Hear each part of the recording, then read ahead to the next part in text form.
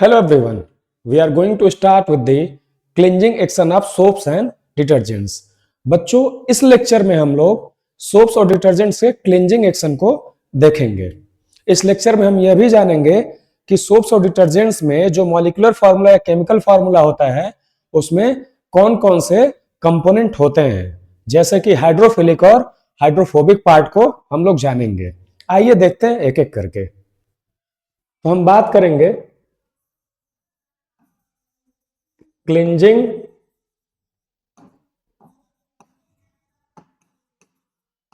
Actions of soaps and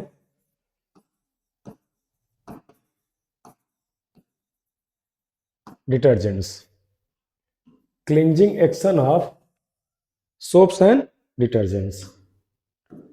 अगर देखा जाए तो सोप्स का जो जनरल केमिकल फार्मूला है उसको हम 3 पार्ट में डिवाइड करते हैं, जैसे कि है स्टीयरेट, फिर बात करते हैं हम पाल्मिटेट, और फिर बात करते हैं हम लोग ओलिएट। इन 3 पार्ट्स में हम डिवाइड करते हैं। जो सोप्स होता है वो सोडियम और पोटेशियम का लॉन्ग चेन फैटी एसिड से बना होता है। सो सोप्स आर सोडियम और potassium salts of long chain carboxylic acid which is also known as fatty acid. अगर इसका एग्जाम्पल देखा जाए तो C17, S35, CO minus, Na+, जिसको हम लोग बोलते हैं सोडियम स्टीयरेट। अगर पाल्मिटेट की बात करें C15, S31, CO minus, Na+, इसको क्या बोलते हैं हम लोग? Sodium palmitate. अगर बात किया जाए C17, S31, CO minus, 33, CO minus, Na+, अगर इसकी बात करें तो इसको बोलते हैं सोडियम ओलिएट। क्या बोलते हैं? सोडियम ओलिएट। इस तरह हम लोग सोप्स के क्या देखते हैं, स्ट्रक्चर हम लोग या मॉलिक्यूलर फार्मूला, केमिकल फार्मूला देखते हैं। आगे इसमें देखा जाए तो इन स्ट्रक्चर्स को हम बॉन्ड लाइन स्ट्रक्चर में भी शो कर सकते हैं। जैसे कि मान लीजिए हमको C17, S35, CO minus, Na+ का क्या बनाना है? बॉन्ड लाइन स्ट्रक्चर बनाना है। तो कैसे बनाएंगे हम लोग बॉन्ड लाइन स्ट्रक्चर? 1, यहाँ कार्बन 2, ये 3, ये 4, ये 5, 6, 7, 8, 9, 10, 11, 12, 13, 14, 15, 16 और ये क्या आपका 17 है। और 17 के बाद आपका क्या लगेगा? COO minus, Na+। अगर इसको सही से बनाया जाए तो इसको हम बना सकते हैं इस तरह, COO माइनस, Na+। अब यहां देखा जाए जो इंपॉर्टेंट चीज है वो है कि यहां जो हाइड्रोकार्बन वाला पार्ट है इसी को हम लोग बोलते हैं हाइड्रोफोबिक पार्ट। क्या बोलते हैं? Hydrophobic part. और ये जो पार्ट है उसको बोलते हैं हाइड्रोफिलिक पार्ट। क्या बोलते हैं? Hydrophilic part. हाइड्रोफोबिक जो पार्ट होता है वो कैसा होता है? नॉन पोलर इन नेचर होता है। और ये कैसा होता है? पोलर इन नेचर होता है। अब अगर यहाँ फोबिक देखा जाए तो फोबिक किसी चीज से डिस्टेंस को मेंटेन करता है, यानी हाइड्रो मीन्स वाटर होता है, phobic means to maintain distance from water. यानी हम सिंपल सी बात कह सकते हैं कि जो हाइड्रोफोबिक पार्ट होगा वो वाटर रिपेलिंग पार्ट होगा। क्या होगा? वाटर रिपेलिंग पार्ट होगा। और यहाँ जो हाइड्रोफिलिक पार्ट है, फिलिक मीन्स अट्रैक्टिंग, तो जो हाइड्रोफिलिक पार्ट होगा वो वाटर अट्रैक्टिंग पार्ट होगा।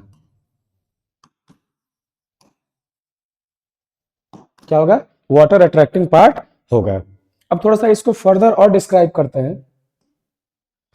फर्दर अगर देखा जाए तो हम कह सकते हैं कि जो यहाँ हम लोगों ने एक चेन बनाई है हाइड्रोफोबिक और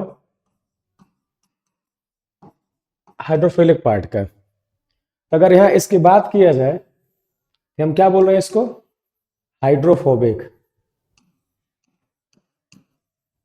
अब हाइड्रोफोबिक पार्ट जो होता है वो क्या होता है, डीओजी अट्रैक्टिंग। अब ये डीओजी क्या होता है ये देख लिया जाए। तो यहाँ डीओजी अट्रैक्टिंग मीन्स है डर्ट, ऑयल और ग्रीस। याद रखने के लिए है डीओजी अट्रैक्टिंग, यानी जो डर्ट, ऑयल और ग्रीस को अट्रैक्ट करे वही क्या होता है, हाइड्रोफोबिक पार्ट होता है। और यहाँ जो है हाइड्रोफिलिक पार्ट,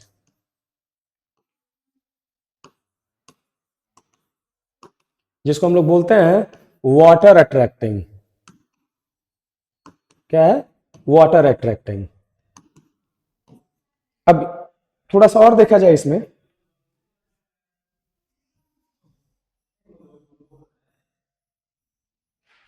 एक जनरल स्ट्रक्चर है, जैसे कि आपके पास CO माइनस Na प्लस है। अब ये जो टेल पार्ट है यानी हाइड्रोफोबिक पार्ट है, जो टेल पार्ट है हाइड्रोफोबिक पार्ट है वो क्या है, नॉन पोलर है। और ये किसको अट्रैक्ट करता है, डॉट, ऑयल और ग्रीस को। यानी जब हम कपड़े को क्या करेंगे, डिटर्जेंट या सोप के सस्पेंशन में पुट करेंगे, सोक करेंगे, उसको भिगोएंगे उसमें, तो क्या होगा कि जो हाइड्रोकार्बन वाला पार्ट होगा वो किसकी तरफ जाएगा, तो मान लीजिए डर्ट, ऑयल या ग्रीज है आपका, क्या है, डर्ट, ऑयल और ग्रीज है। तो जो आपका जो हाइड्रोफोबिक पार्ट होगा, ये वाला जो पार्ट होगा वो क्या करेगा, इसको इसकी तरफ अट्रैक्ट होगा। और इसके चारों तरफ क्या रहेगा आपके पास, बकेट या किसी भी यूटेंसिल में हम जब कपड़े भिगोएंगे तो इसके चारों तरफ क्या रहेगा आपका, वाटर पार्ट। इधर क्या आपका आके अट्रैक्ट होगा, इधर अट्रैक्ट होगा आपका जो कि हम बोलते हैं पोलर पार्ट। कौन सा, पोलर पार्ट, यानी आयनिक पार्ट जाके क्या हो जाएगा, उधर अट्रैक्ट होगा। यानी हम कह सकते हैं सोप के दो पार्ट होते हैं, एक होता है डॉट और ग्रीज अट्रैक्टिंग और दूसरा क्या होता है, वाटर अट्रैक्टिंग। अब जो यहाँ टेल पार्ट है वो क्या है, वो है आपका डॉट ऑल ग्रीज अट्रैक्टिंग, और ये वाला जो पार्ट है वो क्या होगा, वाटर अट्रैक्टिंग होता है। अगर इतनी बात अगर आपको समझ में आ गई तो हम क्लिंजिंग एक्शन ऑफ सोप्स पे डिस्कस कर सकते हैं। आइए देखा जाए क्या होता है क्लिंजिंग एक्शन ऑफ सोप्स। तो लिखेंगे कैसे एग्जाम में, एग्जाम में क्वेश्चन क्या आता है, describe the cleansing action of soaps and what is micelle formation. आइए इसको एक एक करके देखते हैं। अब अगर क्लिंजिंग एक्शन की सोप की बात करेंगे तो मुझे पहला पॉइंट क्या याद होना चाहिए, पहला पॉइंट ये देखना है कि सोप और डिटर्जेंट बना किससे होता है। तो अगर सोप और डिटर्जेंट को देखा जाए तो soaps and detergents consist of two parts. कितने पार्ट्स में होता है, टू पार्ट्स में ये होते हैं। जो ए पार्ट है उसको बोलते हैं हम लोग, क्या बोलते हैं, हाइड्रोफोबिक पार्ट्स। क्या बोलते हैं, हाइड्रोफोबिक पार्ट्स उसको बोला जाता है। इसको और क्या बोलते हैं, नॉन पोलर पार्ट। क्या बोलते हैं, नॉन पोलर पार्ट। इसको और क्या बोलते हैं, डर्ट, ऑयल और ग्रीज अट्रैक्टिंग बोलते हैं। क्या बोलते हैं, डर्ट, ऑयल और ग्रीज अट्रैक्टिंग बोलते हैं। जो बी पार्ट है इसका उसको बोलते हैं हाइड्रोफिलिक। क्या बोलते हैं, हाइड्रोफिलिक बोला जाता है। अब जो हाइड्रोफिलिक पार्ट होता है उसको क्या बोलते हैं, पोलर। क्या बोलते हैं, पोलर। और ये क्या होता है, water attracting.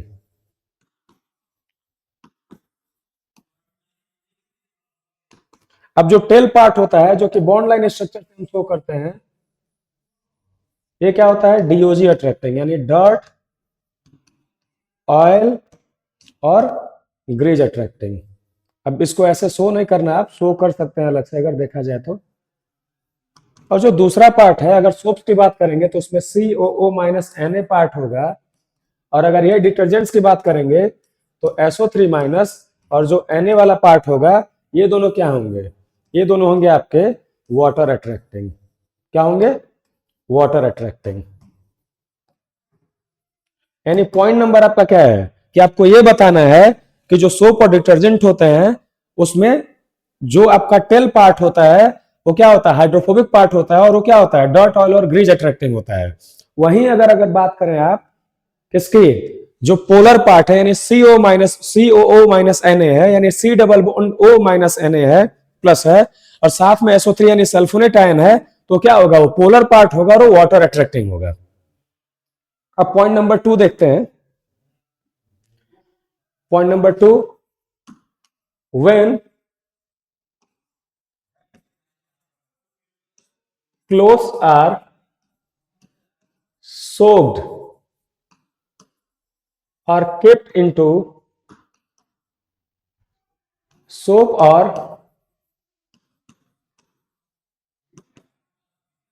detergent suspension, following thing happens.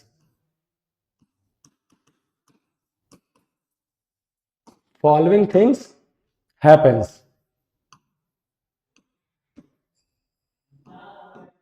और इस पार्ट में देखिए आप क्या होता है। अगर इस पार्ट में देखा जाए तो part A, hydrophobic part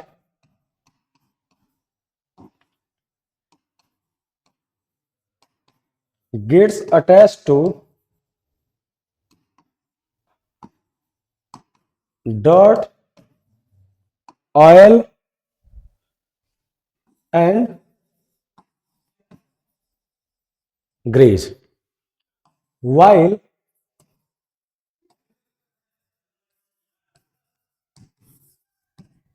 hydrophilic part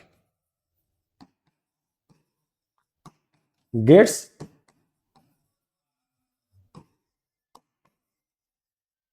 attached to the water। और आइए देखते हैं कि कैसे वो अटैच होता है। यानी हाइड्रोफोबिक पार्ट किससे अटैच होगा? वो अटैच होगा आपका डर्ट ऑयल और ग्रीस से, जो कपड़े पे डस्ट होगा, ग्रीज होगा, ऑयल होगा उससे। और जो हाइड्रोफिलिक पार्ट है वो वाटर में जाके अट्रैक्ट हो जाएगा, यानी दोनों अलग अलग बॉन्ड फॉर्म कर लेंगे। कैसे होता है वो देखा जाए। तो जैसे मान लीजिए कि आपका कौन सा पार्ट है, ये डर्ट ऑयल और ग्रीज वाला पार्ट है। कौन सा? डर्ट ऑयल और ग्रीज पार्ट है। अब अगर यहां देखा जाए तो क्या होगा? ये डर्ट ऑयल और ग्रीज है यानी DOG वाला पार्ट है, तो इस पे कौन आएगा? Hydrophobic part. कैसे आएगा वो देख लीजिए, इस तरह कुछ। और यहाँ क्या होगा? COO minus Na plus. और ये चारों इस तरह ही क्या होगा आपका? यहाँ पे क्या हो जाएगा? COO minus Na plus. क्या हो जाएगा? CO minus Na plus.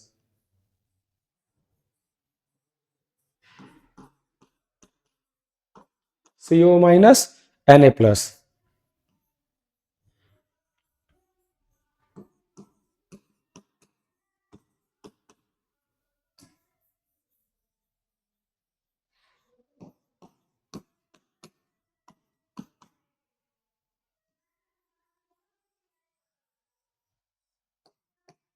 यानी चारों तरफ से ऐसे सराउंड हो जाएगा आपका।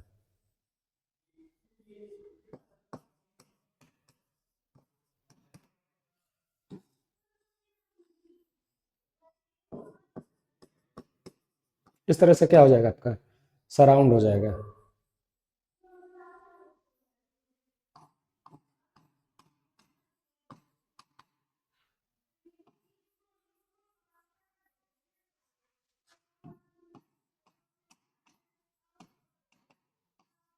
ये क्या हो जाएगा? इस तरह से चारों तरफ से सराउंड हो जाएगा। ये जो क्लस्टर यहाँ पे फॉर्म हो रहा है, क्या फॉर्म हो रहा है यहाँ पे? जो क्लस्टर फॉर्म हो रहा है यहाँ पे, ये जो ये चारों तरफ से क्या फॉर्म हो रहा है? क्लस्टर फॉर्म हो रहा है। इसी को क्या बोलते हैं हम लोग? Micelle formation. क्या बोलते हैं? Micelle formation. यानी इस तरह जो सोप और डिटर्जेंट के हाइड्रोफोबिक और हाइड्रोफिलिक पार्ट होते हैं वो क्या करते हैं? एक मिसेल फॉर्मेशन कर लेते हैं। अब ये मिसेल फॉर्मेशन क्या होता है उसको देख लिया जाए। तो मिसेल फॉर्मेशन क्या होता है? Formation of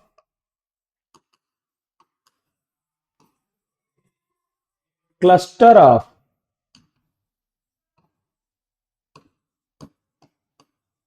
hydrophobic parts of soaps and detergents, soaps and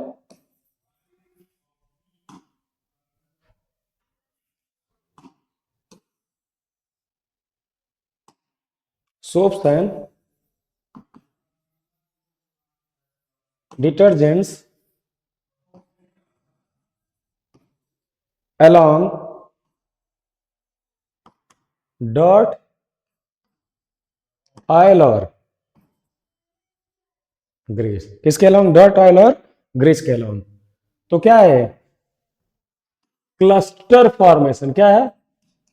cluster formation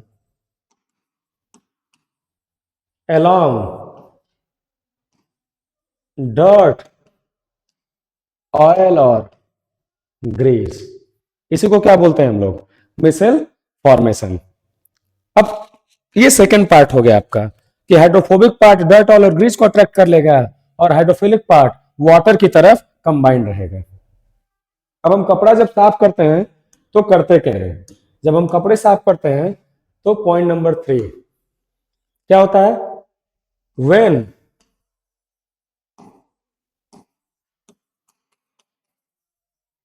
agitation और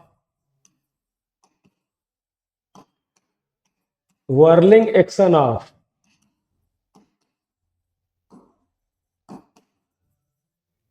clothes is done। क्या करते हैं उसको? हम बहुत तेज उसको या तो रब करते हैं क्लोथ्स को सोप वाटर के अंदर, या तो उसको क्या करते हैं, अगर कोई धोबी होता है, वॉशरमैन होता है, तो उसको पीट पीट के साफ करता है, या तो हम क्या करते हैं? ब्रश मारते हैं। तो उससे क्या होता है कि जब एजिटेशन ऑफ क्लोथ्स होता है, whirling एक्शन ऑफ क्लोथ्स होता है, is done, then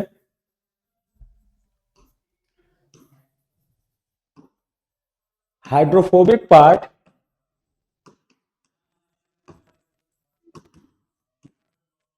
gets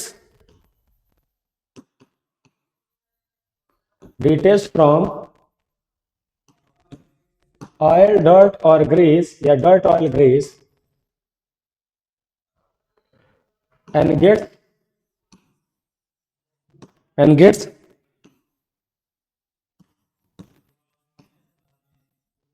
suspended into water, gets suspended into water।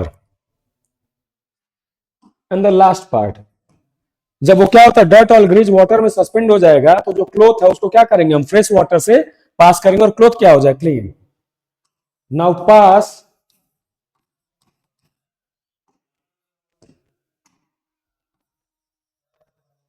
Cloth through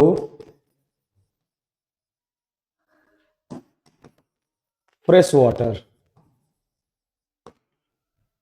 and clothes gets cleaned। Cloth क्या हो जाएगा? क्लीन हो जाएगा। अब एक बात याद रखिए, अब बात करें सोप या डिटर्जेंट की, दोनों के क्लींजिंग एक्शन क्या होते हैं? सेम होते हैं। एक स्ट्रॉन्ग नेचर का होता है और एक क्या होता है? वीक नेचर का होता है। बस इतना ऐसा ही डिफरेंस है। सोप हार्ड वाटर के साथ क्लींजिंग एक्शन नहीं कर पाता, वहीं डिटर्जेंट क्या करता है? आसानी से ये काम कर लेता है। जैसे कि एग्जांपल आपका सर्फ एक्सेल है, निरमा है, टाइड है, एडवांस निरमा है, ये सब क्या करते हैं? आपके क्लींजिंग एक्शन इजिली कर पाते हैं। इस लेक्चर में हम लोग क्या देखे हैं कि कैसे क्लोथ्स को क्लीन किया जाएगा with using soaps and detergents. कौन इसमें इन्वॉल्व होता है? तो सोप और डिटर्जेंट मॉलिक्यूल्स के जो हाइड्रोफोबिक और हाइड्रोफिलिक पार्ट होते हैं वो इसमें इन्वॉल्व होते हैं। बच्चों, ये हाइड्रोकार्बन यानी कार्बन एंड कंपाउंड का एक ऐसा लेक्चर है जो एग्जाम में बार बार पूछा जाता है, खास करके मिसल फॉर्मेशन। एक और चीज, जो डर्ट, ऑयल और ग्रीस जब वाटर में सस्पेंड हो जाते हैं तो स्कम फॉर्मेशन के पार्ट में क्या हो जाते हैं? सेटल हो जाते हैं, जो कि ग्रीजी फॉर्म होता है। अगर जब कभी कपड़ा आप धुले हो तो नीचे अगर हाथ डालेंगे या पानी जब आप फेंकते हैं तो नीचे ब्लैक कलर का आपको क्या मिलेगा? ग्रीजी पार्ट मिलता है, ऑयली पार्ट मिलता है, जिसको हम लोग क्या बोलते हैं? स्कम। इतनी सी बात आपको ध्यान रखनी चाहिए। फर्दर लेक्चर के लिए हम लोग आगे मिलेंगे, तब तक के लिए थैंक यू एंड धन्यवाद।